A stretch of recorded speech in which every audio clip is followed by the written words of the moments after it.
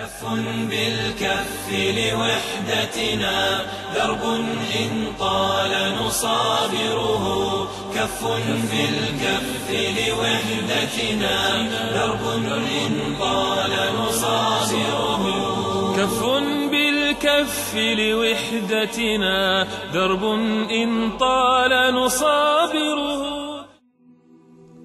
Умар ибн Хаттаб, он дает излечение нашей уммы. Его слова, которые следует записать золотыми буквами, которые следует отчеканить на граните, не так, как пишут на песке, волна приходит и смывает. Вот эти слова, которые мы должны знать, повторять до судного дня. Он говорит: поистине, говорит, мы, говорит, были униженный и слабый народ. Посмотрите, он показывает что? Он показывает болезнь. Поистине мы были слабый и униженный народ.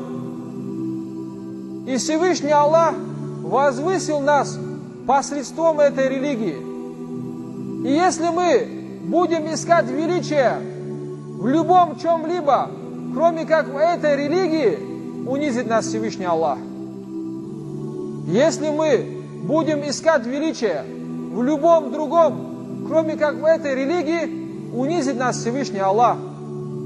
И имам Малик, рахимахуллах, он говорит: «Ля яслуху ахиру хазихи умма илля бима салюха биха ауалюха». И не улучшится конец этой уммы.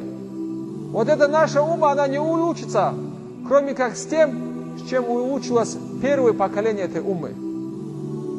С чего начинало первое поколение этой уммы, вот это и есть для нас наше лекарство от нашей болезни.